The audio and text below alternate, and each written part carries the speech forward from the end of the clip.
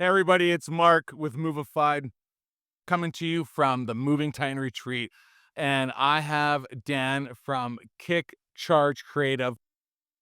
When we talk about brands, like I'm just always blown away when I walk over and I see the way they are taking someone's desired logo, someone's who spent hours going, oh, me and my wife said this is going to look good. My kids said, man, I am so excited, Dad, to have this on the truck. It's a picture of me. And Dan and his team going, you're doing it all wrong. So, Dan, thank you so much for joining me because we're going to talk briefly about this. I got a couple questions for you. Thanks for joining me. Yeah, great to be here. That's a pretty accurate introduction. Yeah. You're like, yeah, and this has happened so over too often. So it was interesting because, I almost want to kind of talk about my story for a second, which is, I walked over to their booth. I said, look, and this is a very common situation, right? I have a moving company. It's been around for over 100 years. We're probably one of the original moving companies in Vancouver that started in 1913. And everybody knows us because our brand is Salmons. We got our big red letters. Everybody knows us. It's a white truck, red letters. But listening to you talk earlier, you're like, that's the most common situation. You have a white truck with some lettering, and that's it. So can you guide me into going, Mark, like, this is great, but what would I be doing wrong? Yeah, so you've got a bland is what we call it. So instead of a brand, it's a bland. So the white truck blends in, doesn't stand out. There's not a real significant reason why anyone would take a second look at it to absorb it and to remember it later on, even though you have that history, which is great. But I think the interesting thing about your brand is you have history that is not reflected at all in the branding. It looks like you could have just started a year ago or 5 years ago. I had no idea it was 100 years old. You just showed me your logo before. No idea that it was that many years old. And now my mind is like, oh man, we could build a brand that looks like a company that has been around for 100 years, that uses the topography, that uses the techniques of branding from that period of time, so that when I look at the truck, I'm like, oh my God, these guys have been around a really long time. And obviously, if they've been around a really long time, they're doing it the right way. And so I build trust because that experience and that history and that heritage is being shown to me through the branding. Right now, white band, red letters or blue letters, I forget whatever it is, but it just feels like it's brand new almost. And you have such a unique story to tell.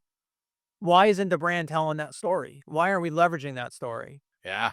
Are you a mover looking to make an impact? Discover Moving Letters AI and join the ML Plus Club today. Elevate your customer engagement with the personal touch of handwritten letters. If you want to take your company to that next level, it's the only way to subscribe. If you're doing anything but Moving Letters AI, you need to get on it. So it's going to take your business to that next level. You're going to see an increase in that revenue. Let's go. I highly recommend using this company.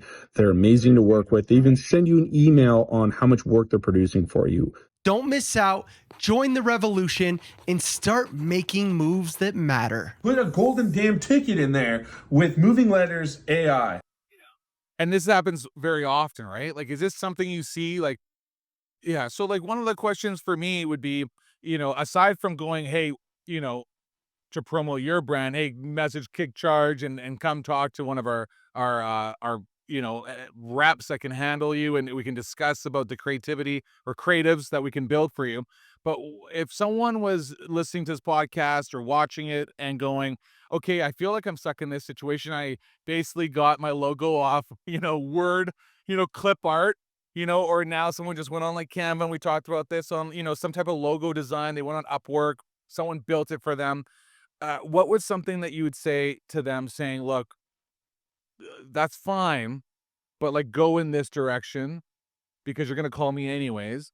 But B, look, if you can't afford this, at least do XYZ to make sure that you're on some type of path. Yeah, I mean, absolutely. I mean, I think the thing, even in your case, when you look at your brand, right, and you look at what the brand personifies or actually doesn't personify, when you go into someone's home, I bet you guys kill it.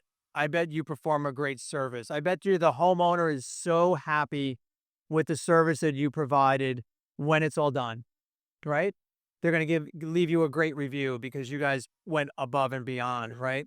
The biggest thing is so many companies evolve over time and their brand never does. And so the brand never matches that level of service that they actually provide. So I think that that's the thing, is take an honest look at what your logo communicates to people who don't know anything at all about your service.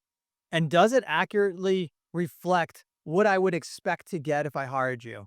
And if the answer is no, and the answer is I have to perform the service in order for them to really truly appreciate how great we are, well, wouldn't it be better if I could help them believe something before they even hired you? And that's, at the end of the day, that's everything that the brand is supposed to be doing, is helping them really feel like I'm going to get an amazing service from this company. I'm okay with paying a little bit more for this service as well, because they look like a company that is going to go above and beyond. And that's the other thing you see people struggle with, is even when pricing their work, a lot of times they don't look like they deserve to be paid what they're asking. And so their close rates are bad.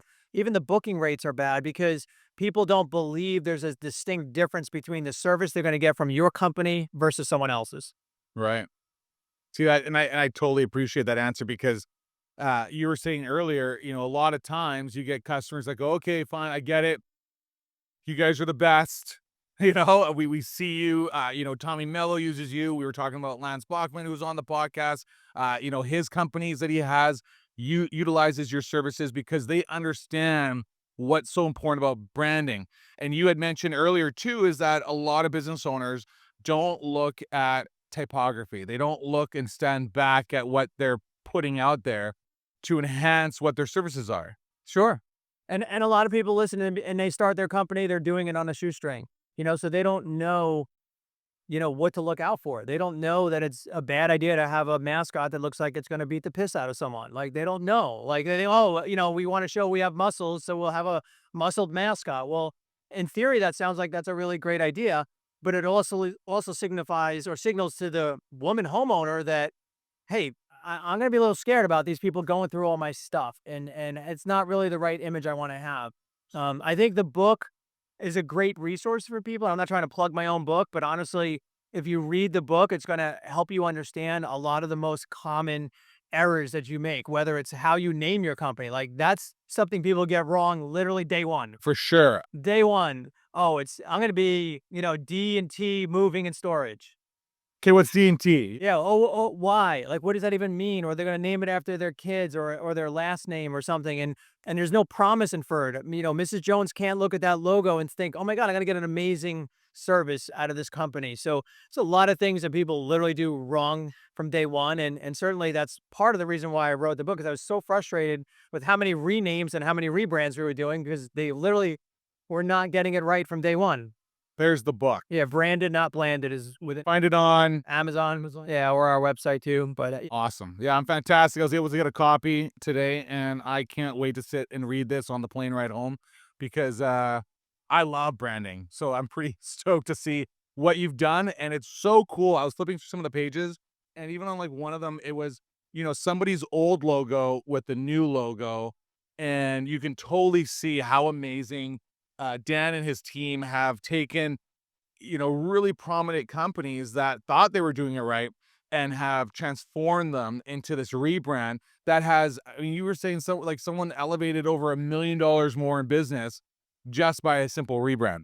Yeah. And I think that that's the other really important part, is if your marketing spend is really high, if you're pushing 10% or over 10%, hopefully you're not, and you're still not really growing. A lot of that has to do with weak branding, because you're so dependent on Google delivering results. So moving company near me, and you're paying for your GMB or your PPC, and it's costing you a fortune. Wouldn't it be much better if everyone within the community knew your name already, and then they just simply typed in your name when they were ready to use your service? Instead of relying on Google to deliver that, you're going to rank so much easier and for so far less on a branded keyword search than you will for moving companies near me. So that's the other thing about it, is becoming visible in the community is so important. And that's why the vehicles, I mean, the moving companies have a huge opportunity with those big trucks. Because what were you telling me just before? What's happening? You're noticing something in the moving industry that was very similar Yeah, absolutely. to your industry. So before we did the branding for Tommy Mello, and Tommy Mello obviously saw the results. He saw what it did for average tickets and booking rates and conversion rates, all those things. Um, that was an industry that really didn't embrace the notion of branding. You know, they really didn't understand it. There's a lot of white vans, a lot of really poorly branded garage door companies, and then Tommy started really talking a lot more about how important it was to build a brand for a garage door company. And now that's much more common to see a garage door company that is investing in branding. And so the moving industry, as I was researching for this presentation today, and I was looking online, looking at some other garage door companies, I was like, oh my God, like there's not many, You're telling me, you're like, I can't find a moving company with a good brand. there's not a lot that really are getting it. And so that actually is a really interesting thing because it just, to me, screams opportunity. Because if you're one of the few that are really embracing this notion of disruptive branding and what that can do to your market, and everyone else is on the sidelines just thinking that their white vans is the way to go, well, you're going to crush these guys. Like, and it's just such a great opportunity to really embrace this notion of disruption and, not fitting into what everyone else is doing. Right. Awesome. Thank you so much, Dan. Dan said to me, if I am not prepared to sit down with him, he did not want to be on my podcast. And I had to like twist his arm to say, Dan, you know what? Let's just sit down and chat. I'll give you some chocolate and we'll make it work. And so I hope you enjoyed your time with me, sitting down for a couple minutes. And until next time, we can sit down and after I'm done your book, we're going to have another podcast visit where we can really dive deep into branding because I'd love to talk to more about it and typography. And probably people are going to fall asleep listening to it. But you know what? Like, it's all about the font, people. It's all about the. It is all about the font. So, till next time, stay movified. Thank you so much for tuning in. And thank you so much, Dan. I really appreciate it. Thanks.